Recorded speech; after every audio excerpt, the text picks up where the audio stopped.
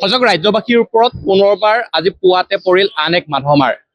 প্ৰায় এটা সপ্তাহৰ ভিতৰত আৰু 5টা দিনৰ ভিতৰতে পেট্ৰল আৰু ডিজেলৰ পুনৰবাৰ আচলতে দাম বৃদ্ধি হৈছে। আৰু যি সৰ্বসাধাৰণ লোক আছে, মধ্যবিত্ত লোক আছে, এই লোকসকলৰ ওপৰত আন এক মাধমাৰ বুলি ক'ব পাৰি। আৰু যদি আমি দামসমূহ চাওঁ তেতিয়া দেখিবলৈ পাম 14 তাৰিখে আচলতে পেট্ৰলৰ সমগ্ৰ অসমতে ডিপুভেদে কিছু সাল সলনি হয়, তথাপিও প্ৰায় একেই 98 টকা 63 পইচা আছিলে আৰু ডিজেলৰ আছিলে 89 টকা 89.85 টকা। আৰু 15 তাৰিখে শেহতীয়াকৈ 3টা দিনৰ আগতে পেট্ৰলত 3 টকা 13 পইচা আৰু ডিজেলত 3 টকা 13 পইচা বৃদ্ধি হ'ল।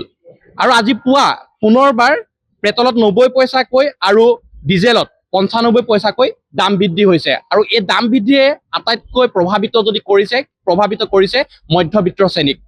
পেট্ৰল আৰু ডিজেলৰ যি ইন্ধনজাত সামগ্ৰী আছে, ইন্ধনজাত সামগ্ৰীৰ দাম বৃদ্ধিৰ লগে লগে এতিয়া দাম বৃদ্ধি হৈছে প্ৰতিবিধ খাদ্য সামগ্ৰীৰ, আৰু লগতে যি সামগ্ৰীৰ দিশে আচলতে আপুনি চকু পেলাই সেই দিশতে আচলতে দাম বৃদ্ধিৰ যি প্ৰভাৱ, সেই প্ৰভাৱ পৰা পৰিলক্ষিত হৈছে।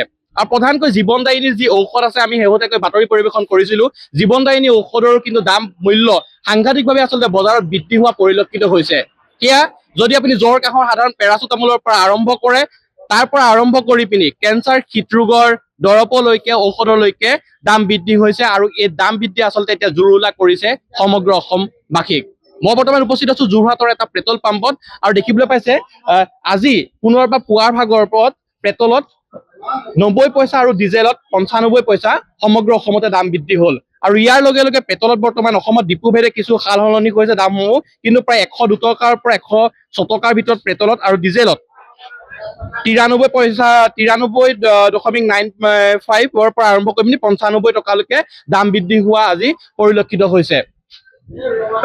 এজন সৰ্বসাধাৰণ আছে, আপোনাৰ পৰা জানিব বিচাৰিছো, পেট্ৰলত আজি পুনৰবাৰ দাম বৃদ্ধি হ'ল, হয়, কি ক'ব? আচলতে সৰ্বসাধাৰণ ৰাইজক জুৰুলা কৰি পেলাইছে ইন্ধনজাত সামগ্ৰীৰ দাম বৃদ্ধিয়ে।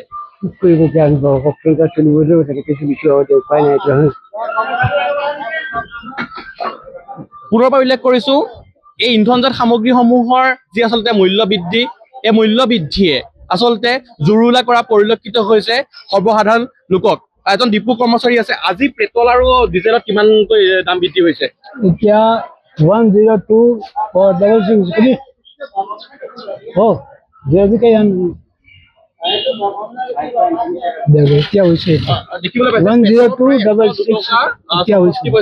আৰু ডিজেলত এক্সট্ৰা পেট্ৰলত 111.61 টকা পুনৰবাৰ দাম বৃদ্ধি হৈছে।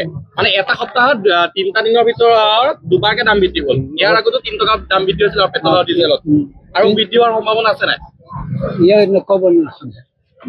এই মই পুনৰবাৰ উল্লেখ কৰিছো, এই যি মূল্য বৃদ্ধি আচলতে হৈছে, এই মূল্য বৃদ্ধি কিন্তু সৰ্বসাধাৰণ আৰু যি মধ্যবিত্ত আছে, এই মধ্যবিত্তক আটাইতকৈ প্ৰভাৱিত কৰা পৰিলক্ষিত হৈছে। ইন্ধনজাত সামগ্ৰীসমূহৰ দাম বৃদ্ধিৰ লগে লগে প্ৰত্যেকবিধ সামগ্ৰীৰ দাম বৃদ্ধি হৈছে, শেহতীয়াকৈ ডিমৰ পৰা আৰম্ভ কৰি পিনি ব্ৰেড, যিকোনো ধৰণৰ খাদ্য সামগ্ৰীয়ে হওক, আৰু প্ৰধানকৈ যি জীৱনদায়িনী ঔষধ আছে, এই ঔষধসমূহৰ কিন্তু এতিয়া ইন্ধনজাত সামগ্ৰী বৃদ্ধিৰ লগে লগে ঔষধসমূহৰ দাম বৃদ্ধি হৈছে।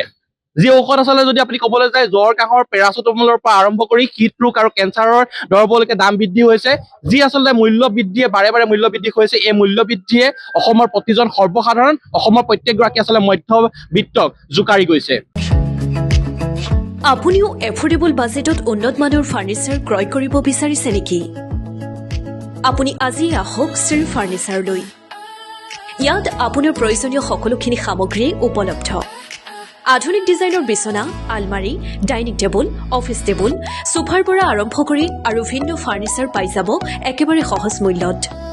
লগতে আপোনাৰ প্ৰয়োজন অনুসৰি আপুনি ডিজাইন কৰি ল'ব পাৰিব। ইয়াত বিয়াৰ ফাৰ্নিচাৰ অৰ্ডাৰ লোৱাৰ লগতে আপোনাৰ প্ৰয়োজন অনুসৰি সকলোবোৰেই প্ৰস্তুত কৰি দিয়া হয় কম সময়ত। তেন্তে পলম নকৰি আজিয়েই আহক আৰু আপোনাৰ মন পচন্দৰ ফাৰ্নিচাৰ লৈ যাওক। আমাৰ ঠিকনা Shri furniture, BG road, new Balibad, Jorhat. যোগাযোগ নম্বৰ 9854006504, 9854006512। সময়ৰ খবৰ সময়ত পাবলৈ ফলো কৰক টাইম অফ আছাম।